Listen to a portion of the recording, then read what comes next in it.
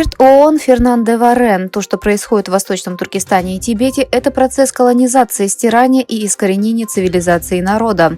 Фонд Эли Визеля в сотрудничестве с Всемирным уйгурским конгрессом и Уйгурским проектом по правам человека организовал в Нью-Йорке конференцию под названием «За пределами концлагерей. Принудительная ассимиляция и китайские колониальные школы-интернаты», чтобы обсудить культурную ассимиляцию уйгурской общины в Восточном Туркестане. На пресс-конференции бывший специальный докладчик ООН по вопросам меньшинств Фернандо Варен поднял вопрос о планах Китая по стратегическому уничтожению уйгурской цивилизации и культуры в рамках политики принудительных школ-интернатов.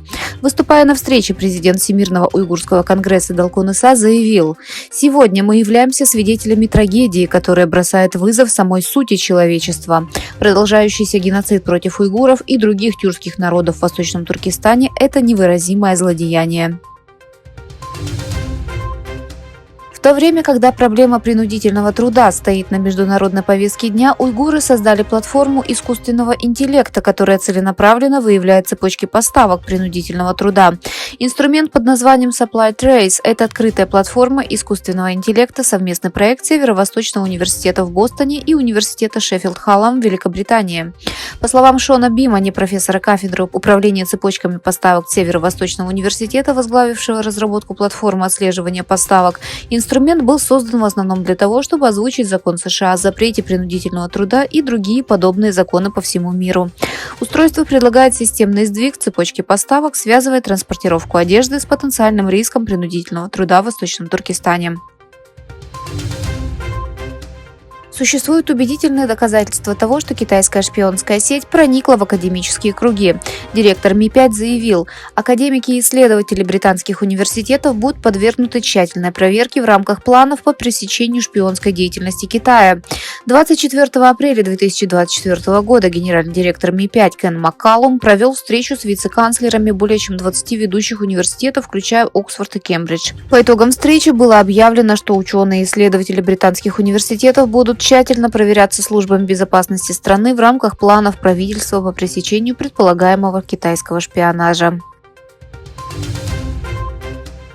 Китайцы часто выходят на первый план в деятельности онлайн-мошенников за рубежом. За последние годы сотни китайцев были задержаны в Турции. На этот раз Камбоджа экстрадировала 130 китайских онлайн-мошенников, совершавших киберпреступления. Главное управление миграции Министерства внутренних дел Камбоджи экстрадировало 130 граждан Китая за киберпреступления, онлайн-мошенничество и незаконные азартные игры. 13 апреля 130 граждан Китая были экстрадированы за участие в киберпреступлениях, онлайн-мошенничестве и незаконных азартных играх, говорится в заявлении пресс-секретаря и заместителя генерального директора ГДИ генерал-лейтенанта Сок Сомнея.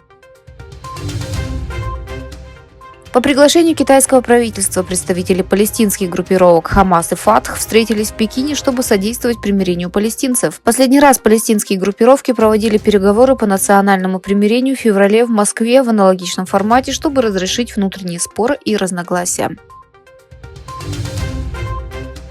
Министерство по чрезвычайным ситуациям Казахстана сообщило, что 29 апреля домой вернулись 38 521 человек. По данным ведомства, 6 726 человек в настоящее время находятся в эвакуационных центрах. 23 апреля правительство объявило, что около 120 тысяч человек, включая 44 тысячи детей, были вынуждены покинуть свои дома в зонах наводнений.